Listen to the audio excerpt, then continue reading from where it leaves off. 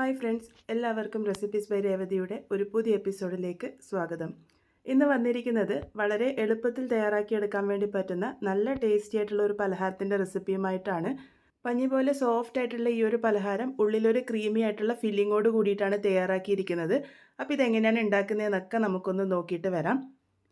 ഇതിനായിട്ട് ഞാനിവിടെ ഒരു ബൗളിലേക്ക് 2 മുട്ട പൊട്ടിച്ചൊഴിച്ചിട്ടുണ്ട്. മുട്ട റൂം ടെമ്പറേച്ചറിലായിരിക്കാൻ വേണ്ടിയിട്ട് ശ്രദ്ധിക്കണം. ഫ്രിഡ്ജിൽ വെച്ച മുട്ട ഉപയോഗിക്കരുത്. ഇനി ഇതിലേക്ക് മധുരത്തിന് പാകത്തിന് പഞ്ചസാരയാണ് ചേർത്ത് കൊടുക്കേണ്ടത്. ഞാനിവിടെ 1/3 കപ്പ് പഞ്ചസാരയാണ് ചേർത്ത് കൊടുത്തിരിക്കുന്നത്.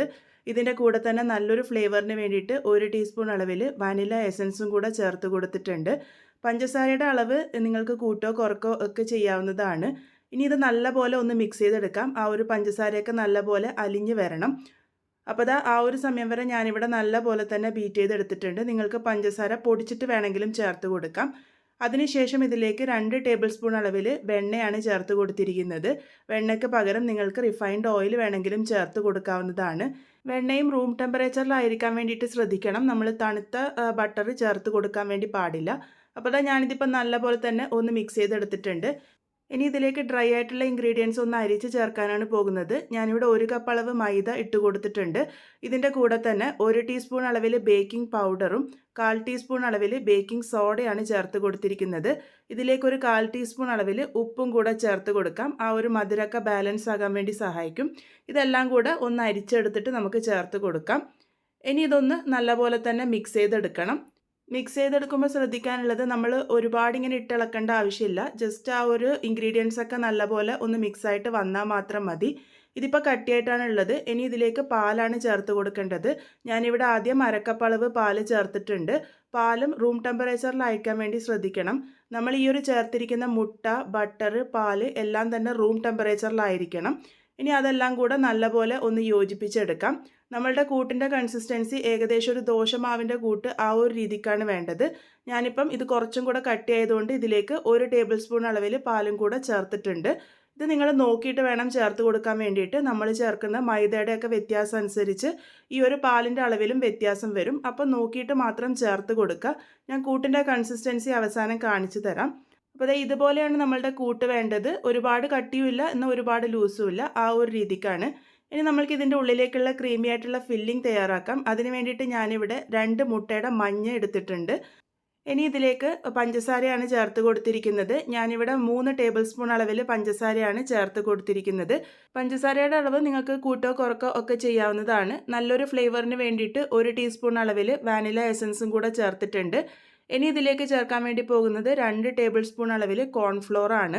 ഫില്ലിംഗ് ആയിട്ട് നമ്മളിവിടെ തയ്യാറാക്കാൻ വേണ്ടി പോകുന്നത് കസ്റ്റേർഡ് ആണ്. അപ്പോൾ ഞാനിപ്പോൾ ഇവിടെ കസ്റ്റേർഡാണ് തയ്യാറാക്കി എടുക്കാൻ വേണ്ടി പോകുന്നത്.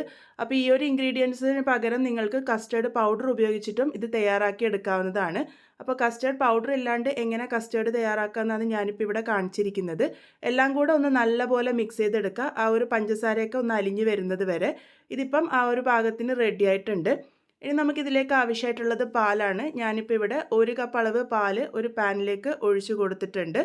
ഇതിൻ്റെ കൂടെ തന്നെ ഞാനിവിടെ 1 ടേബിൾ സ്പൂൺ അളവിൽ ബട്ടറാണ് ചേർത്ത് കൊടുത്തിരിക്കുന്നത്. ബട്ടർ റൂം ടെമ്പറേച്ചറിലുള്ളതാണ്. അതും കൂടെ ചേർത്ത് കൊടുത്ത് ഒന്ന് നല്ലപോലെ മിക്സ് ചെയ്തതിന് ശേഷം പാല് തിളച്ച് വരാൻ വേണ്ടിയിട്ട് നമുക്കൊന്ന് വെയിറ്റ് ചെയ്യാം. അപ്പോൾ ഇപ്പോൾ പാലൊക്കെ നല്ലപോലെ തിളച്ച് വന്നിട്ടുണ്ട്. പാല് തിളച്ച് വന്നതിന് ശേഷം നമുക്ക് ഫ്ലെയിം ഓഫ് ചെയ്യാം.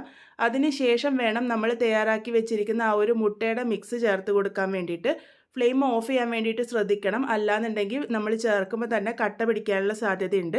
അപ്പോൾ ഫ്ലെയിം ഓഫ് ചെയ്യാൻ വേണ്ടിയിട്ട് ശ്രദ്ധിക്കണം. ഞാനിപ്പോൾ ഇവിടെ ഓഫ് ചെയ്തിട്ട് ഇത് മൊത്തത്തിൽ തന്നെ ചേർത്ത് കൊടുത്തിട്ടുണ്ട്. ചേർത്ത് കൊടുത്തതിന് ശേഷം നല്ലപോലെ മിക്സ് ചെയ്തിട്ട് മാത്രം ഫ്ലെയിം ഓണാക്കിയാൽ മതി. ഞാനിപ്പോൾ ഫ്ലെയിം ഓണാക്കിയിട്ടില്ല. ഇതാദ്യം നല്ലപോലെ തന്നെ ഒന്ന് മിക്സ് ചെയ്തെടുക്കാം. അതിനുശേഷം നമുക്ക് ഫ്ലെയിം ഓണാക്കിയിട്ട് ലോയിൽ വെച്ചിട്ട് വേണം ഇത് കുക്ക് ചെയ്തെടുക്കാൻ വേണ്ടിയിട്ട്. ഇത് തയ്യാറാക്കാൻ വേണ്ടിയിട്ട് ഒരുപാട് സമയമൊന്നും എടുക്കില്ല. ലോ ഫ്ലെയിമിൽ വെച്ചിട്ട് നല്ലപോലെ മിക്സ് ചെയ്യാൻ വേണ്ടിയിട്ട് ശ്രദ്ധിക്കണം. അല്ലാന്നുണ്ടെങ്കിൽ കട്ട കെട്ടാനുള്ള സാധ്യതയുണ്ട്. ഈ ഒരു പാകാവുന്നത് വരെയാണ് നമ്മളിത് കുക്ക് ചെയ്തെടുക്കേണ്ടത്. നല്ല ക്രീമി ആയിട്ടുള്ളൊരു ടെക്സ്ചറായി വരുന്നത് വരെ.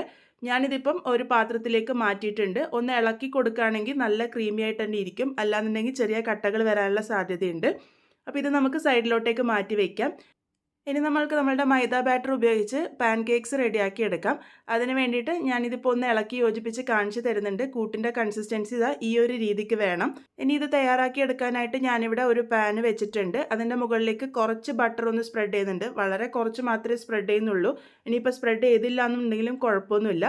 ഒരു തവി മാവെടുത്ത് ഇതുപോലെ ഒഴിച്ചു കൊടുക്കുക. അത് ഇതുപോലെ ഒന്ന് സ്പ്രെഡായിട്ട് വരും. നടുഭാഗത്തൊന്ന് ചെറുതായിട്ട് ടാപ്പ് ചെയ്താൽ മാത്രം മതി. അത് ആ ഒരു രീതിക്ക് സ്പ്രെഡായിട്ട് വന്നോളും. നമ്മൾ ദോശ പരത്തുന്ന പോലെ പരത്തിയെടുക്കാനൊന്നും പാടില്ല. ഇതുപോലെ ഒഴിച്ചു കൊടുത്തതിന് ശേഷം നിങ്ങൾക്കിത് അടച്ചു വെച്ചിട്ട് വേവിക്കാം, അല്ലാന്നുണ്ടെങ്കിൽ തുറന്നു വെച്ചിട്ട് വേണമെങ്കിലും വേവിക്കാം. ഞാനിതിപ്പം 1 മിനിറ്റ് നേരമാകുമ്പോഴേക്കും ഒന്ന് മറിച്ചിട്ട് കൊടുക്കുന്നുണ്ട്. ആ ഒരു സമയമാകുമ്പോഴേക്കും അടിഭാഗം നല്ലപോലെ വെന്ത് വന്നിട്ടുണ്ടാകും. മറിച്ചിട്ട് കൊടുത്തിട്ടും 1 മിനിറ്റ് മാത്രമേ നമ്മൾക്കിത് കുക്ക് ചെയ്യേണ്ട ആവശ്യമുള്ളൂ. ആ ഒരു സമയമാകുമ്പോഴേക്കും തന്നെ നമ്മളുടെ പാൻ കേക്ക് റെഡിയായി കിട്ടും. നല്ല സോഫ്റ്റ് ആയിട്ടുള്ള നമ്മളുടെ പാൻ കേക്ക് ഇവിടെ റെഡി ആയിട്ടുണ്ട്. ഇതുപോലെ തന്നെ ഞാൻ ബാക്കിയുള്ള പാൻ കേക്ക്സും റെഡിയാക്കി വെച്ചിട്ടുണ്ട്. ഇനി നമ്മൾക്കിതൊന്ന് സെറ്റ് ചെയ്തെടുക്കാം. അതിന് വേണ്ടിയിട്ട് ഒരു പാൻ കേക്കിൻ്റെ മുകളിലേക്ക് നമ്മൾ തയ്യാറാക്കി വെച്ചിരിക്കുന്ന ആ ഒരു കസ്റ്റേർഡിൻ്റെ മിക്സ് നല്ല പോലെ തന്നെ ഒന്ന് സ്പ്രെഡ് ചെയ്ത് കൊടുക്കാം. ഇത് സ്പ്രെഡ് ചെയ്ത് കൊടുത്തതിന് ശേഷം അടുത്തൊരു പാൻ കേക്ക് എടുത്തിട്ട് അത് ഈ ഒരു രീതിക്ക് ഒന്ന് വെച്ച് കൊടുത്തിട്ട് ആ ഒരു സൈഡ് ഭാഗമൊക്കെ ഒന്ന് പ്രസ് ചെയ്ത് കൊടുക്കുകയാണെങ്കിൽ അതവിടെ നല്ല പോലെ സീലായിട്ട് വന്നോളും. ഈ ഒരു രീതിക്കാണ് ഇത് സെറ്റ് ചെയ്തെടുത്തിരിക്കുന്നത്. കസ്റ്റേർഡ് പാൻ കേക്ക് ഇവിടെ റെഡി ആയിട്ടുണ്ട്. നല്ല സോഫ്റ്റ് ആയിട്ടാണ് ഈ ഒരു പാൻ കേക്ക് ഇരിക്കുക. അതുപോലെ തന്നെ ആ ഒരു ഫില്ലിങ് നല്ല ക്രീമി ആയിട്ടാണ് ഇരിക്കുക. നിങ്ങൾക്കിതിപ്പോൾ മുറിക്കുമ്പോൾ തന്നെ മനസ്സിലാകുന്നുണ്ടാകും അതിൻ്റെ സോഫ്റ്റ്നെസ്. അപ്പോൾ വളരെ ടേസ്റ്റി ആയിട്ടുള്ള കുട്ടികൾക്കൊക്കെ ഒരുപാട് ഇഷ്ടമാവുന്ന കസ്റ്റേർഡ് പാൻ കേക്ക് ഇവിടെ റെഡി ആയിട്ടുണ്ട്.